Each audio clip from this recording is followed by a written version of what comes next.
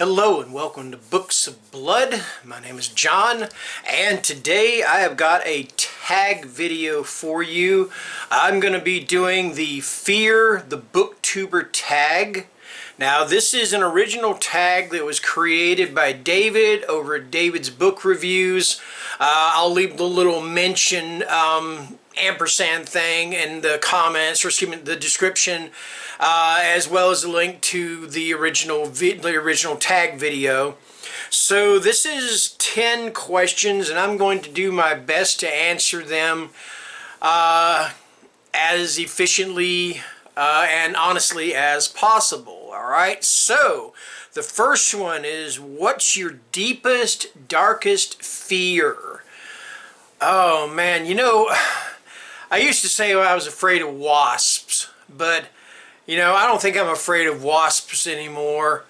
I think my deepest, darkest fear would probably be being alone. And when I say being alone, I don't mean like, I have moments where I enjoy being alone, you know, just being in a room by myself, doing whatever it is I do, whether it's reading, using computer, listening to music. I enjoy that, but I don't like being alone for a long period of time without a companion, without somebody to share things with. All right, so yeah, I think that's probably my deepest, darkest fear. Okay. All right. Number 2, what's the scariest novel you have read this year, and who's your new favorite scary author you have read this year? To be honest with you, I have not read a lot of books this year, and not too many of them. Too many of the ones that I have read have really, truly scared me. But I just finished one, and in fact, the before this video is actually posted, you'll see my review from my video for it. So I just finished Ghost Eaters, and I really enjoyed this. I love this, and yeah, it was kind of scary because it touches on things dealing with death and you know, just what you would, you know, kind of death and regret, especially when it comes to like if somebody dies and before they die, you know, you kind of had bad words between the two of you, or you didn't get to say the things that you wanted to say. So that was kind of scary to me. And it's also deals a lot with addiction as well, because it's about this drug that is taken, and you're able to see ghosts once you take it. All right. So I'm going to go ahead and include Clay McLeod Chapman as a favorite scary author. I've read his book, The Remaking. I have Whisper Down the Lane. I haven't read it yet. It's going to get up high on my TBR. I'll probably put it on my TBR for November. So yeah, I'm going to include, yeah, Ghost Eaters and Clay McLeod Chapman. Alright, so I'm going to put the book over here. Lean my head a little forward a little bit. Alright, next question. What novel or series are you scared to read? And this is for any genre. Alright? Well, I read horror pretty much exclusively.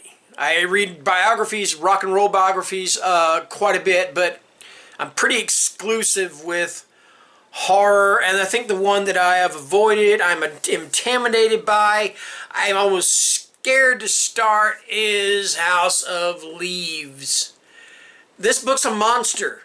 I mean, it's not a Stephen King's It or Stephen King's The Stand monster, but nonetheless, it's a monster. There are pages that, look at some of the way these pages go. There's just a little bit on this page, and let me find, then there's like pictures, and there's footnotes upon footnotes upon footnotes.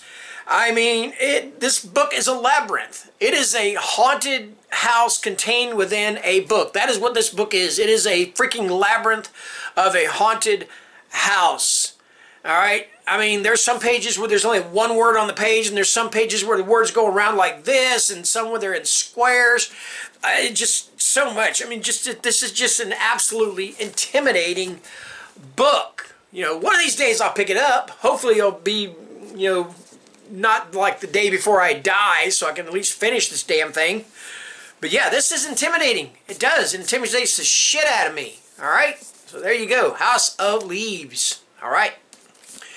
Okay, next up. Number 4. What frighteningly good horror author you feel needs more attention on BookTube? You know, I thought about that, and I was originally going to say Michael Slade, because I've talked about Michael Slade before, but then I thought, I was looking through my books, and I thought to myself, you know what, I hardly hear anybody talk, and I haven't read this book, I'm using it as an example. I have hardly heard anyone talk about James Herbert. Alright? You might get a video here and there about James Herbert, but he was an absolutely phenomenal horror writer. I mean, he wrote, the way Stephen King described James Herbert, he said something along the lines of, he doesn't just write horror, he puts on wading boots and just wades right through the gore and the frights and everything else, man. I mean, books like The Rats, The Fog, The Dark, the Ash trilogy, Haunted, Haunted, The Ghost of Sleeth, and Ash, the last book, and also his final book, are absolutely fantastic. I love The Ghost of Sleeth, and I've read a bunch of his earlier books. They're freaking brilliant. They're amazing. And yet you hear nobody talk about this guy. And I'm sorry, that's criminal. It's ridiculous. You know, he's awesome. Yes, James Herbert, right here. James Herbert. Read him. I command you, read him. Anyway,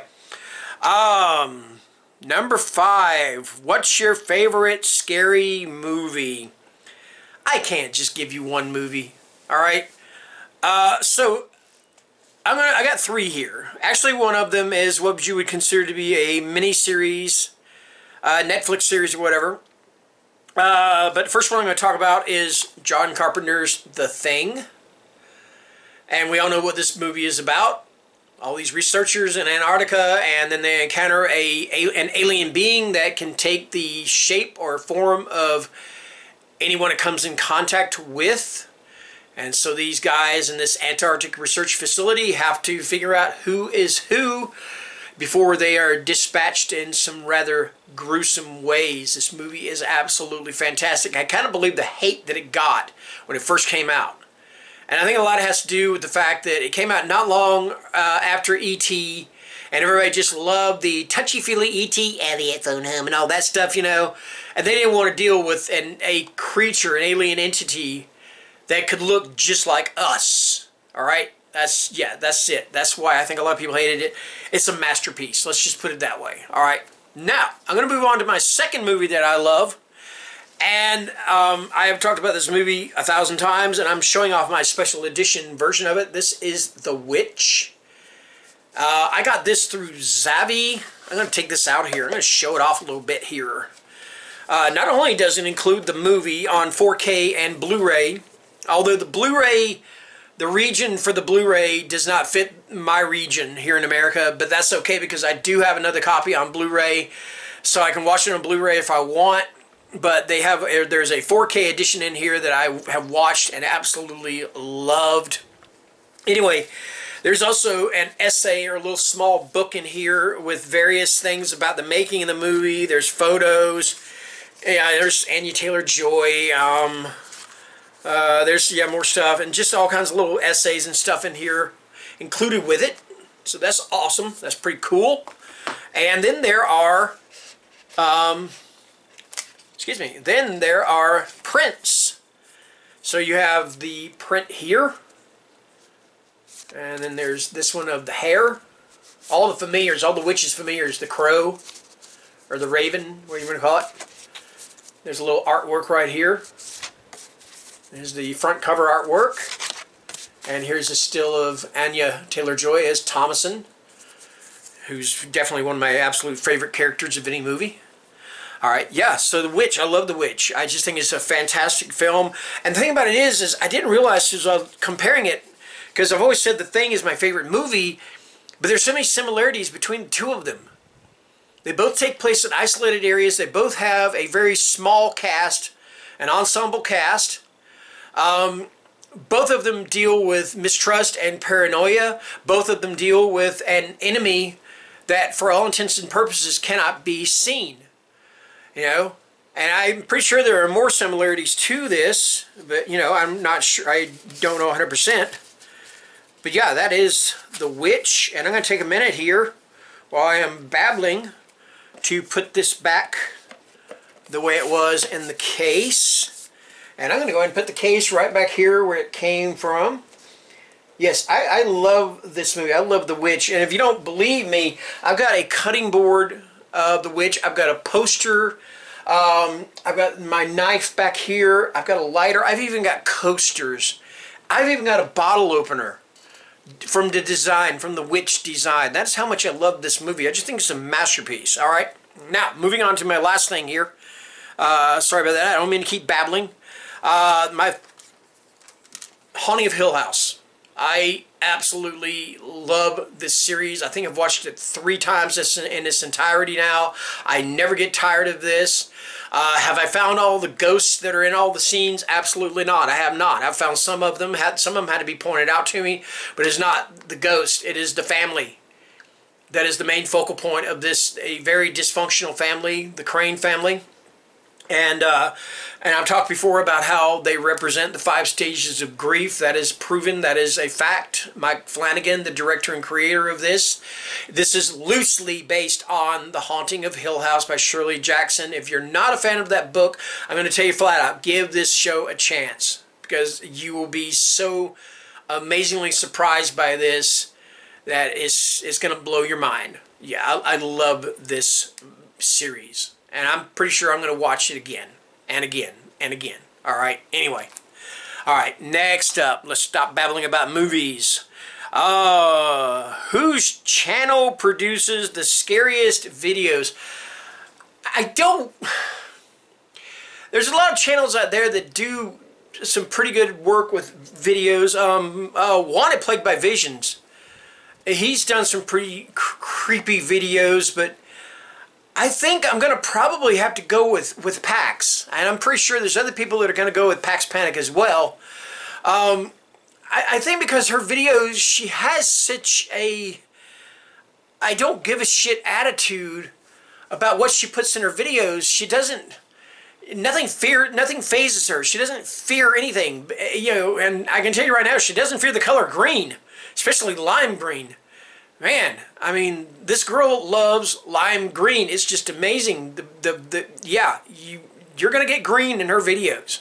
All right. And I think the other thing that's really scary about Pax, and I'm not talking bad about Pax. Pax is amazing. I've talked with Pax.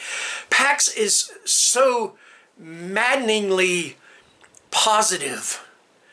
I have talked with Pax many times on Instagram. And I'll just say it this way, I have bitched at her about various things. I have bitched at her about my videos. I have bitched at her about other people's videos. You know, no offense to anyone. And she always finds a positive, she can always put a positive spin on things without sounding like a politician or somebody trying to put a political spin or something. Pax is so positive. I think that if you went swimming with her at the beach, and I don't know if Pax swims, but for this story, she swims, all right? She does. And you're in the ocean, and all of a sudden a shark grabs your leg, and you go, ow, a shark has my leg. Pax would be the type to go, well, you know, if it's got a hold of your leg, then it must like you for some reason. That's Pax. That is what Pax would do. All right. Again, not bad mouthing Pax. I hope she takes humor in this, because I'm trying to be humorous about it, and it is a humorous thing. Pax is just a very positive person, and she makes some scary, crazy, freaky videos. All right. So there's my answer. All right. Number 7, a new horror tuber whose subscriber count is terrifyingly low. That deserves more attention. David talked about this booktuber on his channel, and I didn't realize I myself was not subscribed to her. I am subscribed to her now. I've remedied that, and I I don't have a picture to post up, but, and I will leave a little mention of her down below. Michelle's Melancholia has a very low subscriber count, and she deserves a whole lot more than what she has. So, like I said, I'm going to leave the little ampersand where I mention, check out her channel, subscribe to her channel. She deserves it, you know. All right, Michelle's Melancholia. There you go. All right. Number 8. Number 8, I'm not really sure how to answer this one, but number 8 is, if you meet Pennywise, what fictional character or creature would it turn into? Oh, wow. Okay, so the thing about Pennywise is he turns into the thing that you fear the most, all right? So, I mean, I'm not scared of Dracula. I'm not really scared of vampires. Werewolves are wonderful to me. I think they're fantastic. I think that if Pennywise turned into the bent-neck lady from The Haunting of Hill House, that would probably scare the shit out of me. Because she's just a frightening, creepy, tragic, and scary character. So yeah, I'm going to say the bent-neck lady. That's going to be my answer. That's the best one I can think of. All right. All right. Number 9. Okay. What novel scared you so much it gave you nightmares or made you uncomfortable? Now, I've talked about this book many, many times, and I have read worse books since then, but this is the one that when I read it, it stuck with me. The reason the other books didn't stick with me is because I've become a little bit jaded, you know, and I don't get as creeped out. Although there have been some books that have kind of done that. But Survivor by J.F. Gonzalez is the one that did it for me. All right? So what it's about is a couple, and they are separated, and the wife is taken by these men, and these men intend to use the wife as the star of a snuff film. And everybody knows that if you are the star of a snuff film, your filmography on IMDb is going to be really freaking limited. All right? So what's scary about it is not the fact of what they are going to do to her, but what's frightening about this book is what she does to save herself. You know, that is the disturbing, horrifying part of this book. All right. I don't want to spoil anything. I will just say this much. You see on my thing where it says follow me, and you see my Instagram account. If you want to know, if you don't want to read this book and you want to know what she does, then send me a DM on Instagram and I will let you know what it is she does to save herself. All right? And please, if you have read this book, please do not comment any spoilers in the comments down below. Please don't do that. All right? Thank you. Okay. Last question, number 10, is of course, tag the scariest booktubers you know. You know what? If you have looked at David's book reviews video for this, he's pretty much tagged every booktuber in existence. You know, I'm serious. His tag list is so long. What I'm going to do is, instead of naming names right now, I'm going to just mention some folks in the description. And if your name is mentioned, then consider yourself to be tagged. All right? So that is going to do it. That is the Fear the Booktuber Tag. All right? So until next time, thank you very much, and take care, and stay scared. Bye-bye.